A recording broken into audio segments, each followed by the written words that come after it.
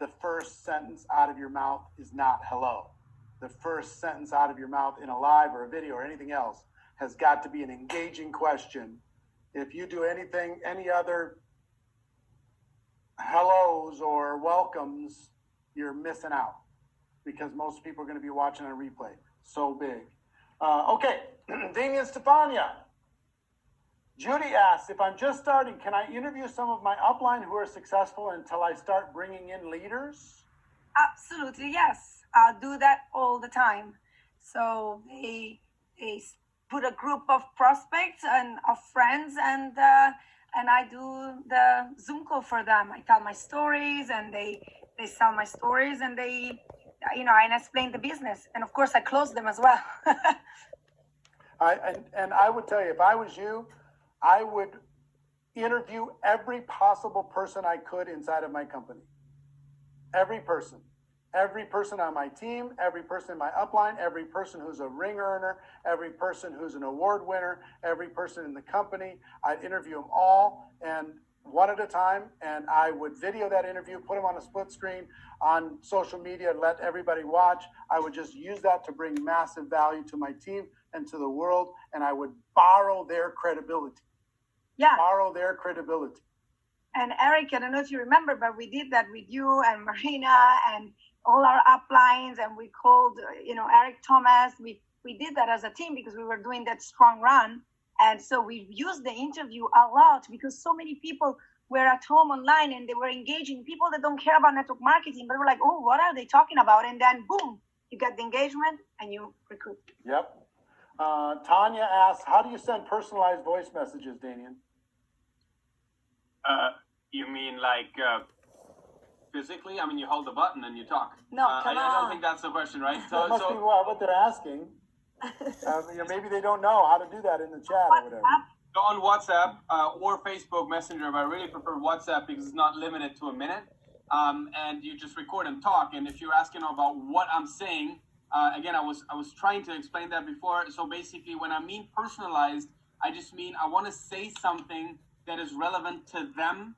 And most importantly, the compliment in the beginning of the voice message and the engaging invitation, that's really what's going to bring the home run here. So you want to answer that question on why I'm sending the message exactly to him or exactly to her. So I would talk about the potential that I see, and I will say why I do see that potential, or one of the qualities that are amazing. And what's so good about the voice message is that you can put that energy that we were talking about. You can put the right tone.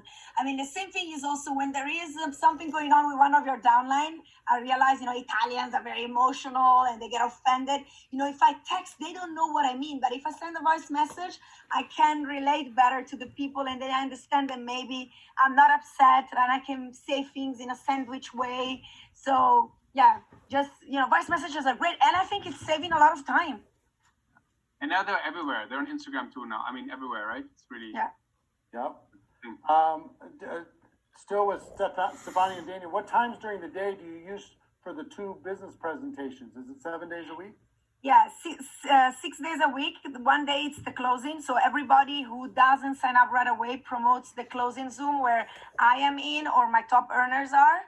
Where we tell our 5-minute story, then we answer to all the objections, and then we sell the packages and we tell people exactly how to start and call to action.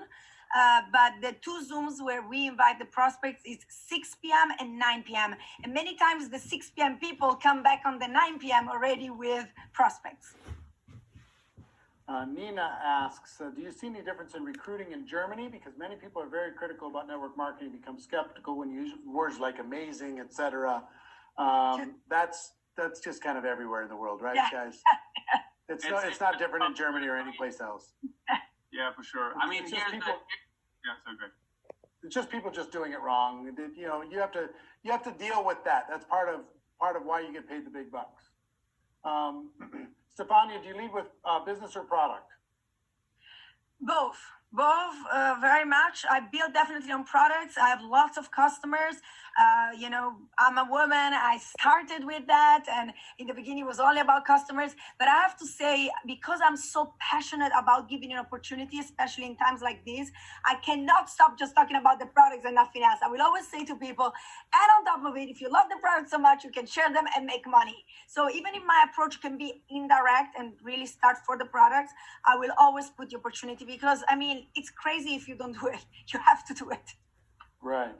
Alyssa asked, Tom, what is the program you use that lets you search for people by keyword? That's contactmapping.com. That's an app that Tom has spent millions of dollars putting together. Contactmapping.com. How do you keep up, Tom? Dana asks, how do you keep up with all the relationships you make on social media when you meet so many people? Well, I track them all by conversations I've had with them. Until I've had a conversation, I don't really track anybody.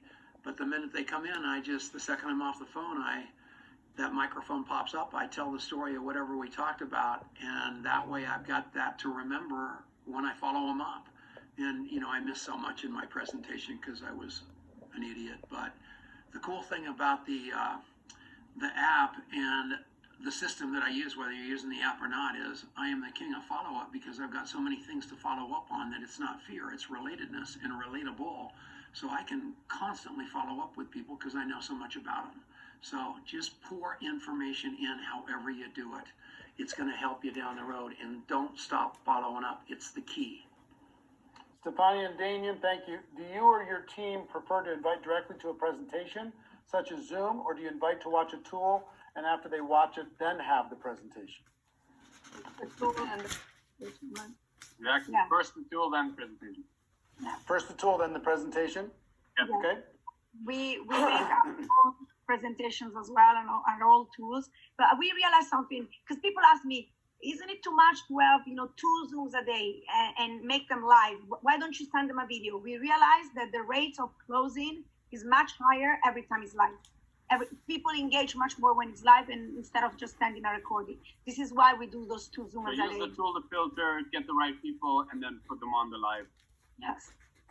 Jesse Lee, apart from ManyChat, which other tools can be helpful to maximize the online onboarding? I think, again, that's utilizing things like you want to make sure you have shortcuts set in your phone to make sure maybe if you have passwords, things of that nature. I'm also a really big fan of very, very, very short videos. So, maybe a core rank video that's no longer than 2 minutes long, so people are watching it, and understand that I would probably, if this is a leader asking the question, take the time to ask yourself what you actually need to know when you're starting the business. Like, cut all the extra fluff out and make very, very, very short videos and resources that are only around that. And then one really big thing that I love, I think everybody should do, is I have a frequently asked questions PDF that's part of onboarding as well. This is massive, because you can hyperlink and redirect to everything and just teach people to, control F everything. And then units, of course, I guess would be another thing in Facebook to keep everything very, very organized. But that PDF, frequently asked questions, I think every leader should have one of those. Love it. How long should a story video be for the live into the group? Is it the same one for what we do elsewhere? If you do this, try to keep it to around 2 minutes.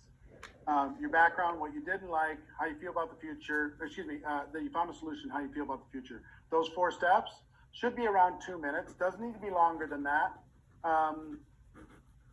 You can expand on it, but at least to tell us, when you're not talking about company and product and everything else generically, follow those 4 steps around 2 minutes. Maybe 3, but you don't need to go longer than 3 for sure. Practice doing it quickly. You can do it all the time in every environment.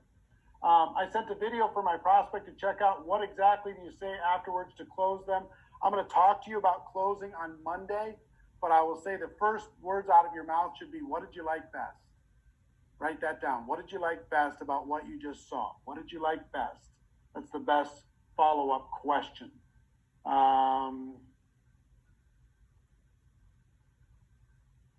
Same question on that.